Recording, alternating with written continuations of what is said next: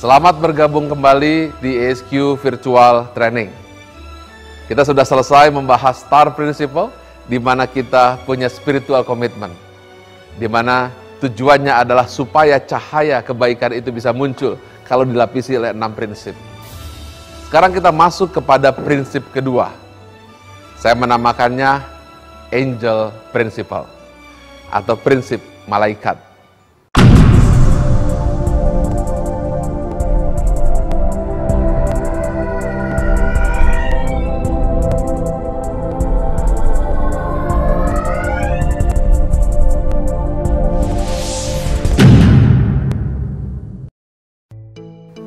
Saya akan sampaikan sebuah kisah seperti ini. Ada seorang calon pegawai yang akan diinterview. Menunggu sekian lama, dan akhirnya sebelum dipanggil dia masuk ke dalam toilet. Di dalam toilet tersebut, ia melihat bagaimana wastafel itu kotor dan lantainya kotor. Di bawah sana nampak ada bekas sikat gigi yang dipakai untuk membersih.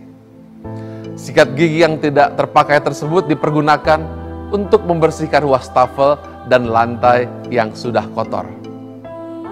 Pada saat itu, sang interviewer atau orang yang menginterview calon majikannya masuk ke dalam dan melihat calon pegawai ini sedang membersihkan. Setelah selesai, akhirnya dipanggillah karyawan yang bernama Rudy ini. Sebelum diinterview tentang hal-hal teknis, ditanya, "Rudy, kenapa kau bersihkan kamar mandi padahal engkau belum tentu diterima kerja di tempat ini?" Rudy mengatakan, "Saya suka kebersihan, karena kebersihanlah sebagian dari iman. Saya bersihkan saja tempat yang ada di hadapan saya." Kemudian interviewer itu bertanya, "Kamu tidak dibayar dengan itu?" Kemudian Rudy mengatakan, "Tidak apa-apa, bagiku cukup malaikat yang mencatat di pundak sebelah kanan." Inilah kisah Rudy dan sikat gigi yang akhirnya Rudy diterima kerja. Terlalu banyak kebaikan-kebaikan yang tersimpan akibat karena kita ingin dilihat. Terlalu banyak keindahan-keindahan yang tersimpan karena kita ingin dipuji. Terlalu banyak kebaikan-kebaikan yang tak pernah muncul karena kita ingin dihargai. Kisah Rudy dan sikat gigi adalah sebuah inspirasi agar kita lakukan apapun meski orang lain tidak melihatnya. Sekarang saya akan lanjutkan tentang kisah sebuah korporasi. Ada sebuah korporasi yang diukur dengan 3 cara. Korporasi tingkat 3 adalah mereka di mana karyawannya banyak yang membuang sampah, filenya tidak teratur dan tidak ada yang membereskan. Korporasi tingkat 2 adalah ada yang buang sampah, filenya tidak teratur tapi tetap ada yang membereskan. Sedangkan perusahaan kelas 1 adalah tidak ada lagi yang buang sampah dan semuanya rapih. Inilah kunci keberhasilan, yaitu ketika semua orang melakukan kebaikan meskipun tidak ada atasan yang melihatnya. Sekarang saya ingin bertanya tentang pertanyaan ringan kepada Anda. Pernahkah Anda kecewa karena Anda membuat masakan tetapi suami Anda tidak menghargai? Pernahkah Anda berbuat kebaikan tapi istri Anda tidak menghormati?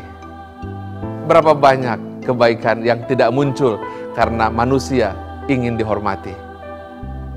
Oleh karena itu, apa yang disampaikan dalam sebuah pepatah yang bagus disampaikan oleh Harry S. Truman, seorang presiden Amerika ke-33. Dia mengatakan, "It's amazing what you can accomplish if you do not care who gets the credit." Sungguh menakjubkan, apapun dapat Anda capai, asalkan Anda tidak peduli siapa yang mendapatkan penghargaan. Apa yang saya sampaikan semuanya, apakah kisah di Jepang atau di Amerika, sesungguhnya substansinya adalah manusia melakukan kebaikan meskipun tidak ada yang melihatnya.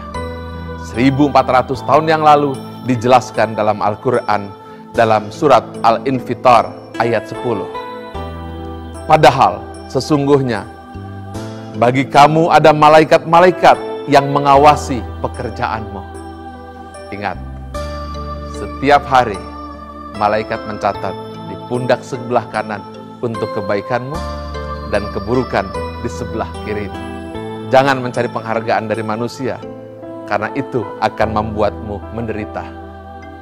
Tapi jadikanlah kita senantiasa merasa dilihat dan dicatat oleh malaikat, maka engkau akan hidup dalam kemuliaan.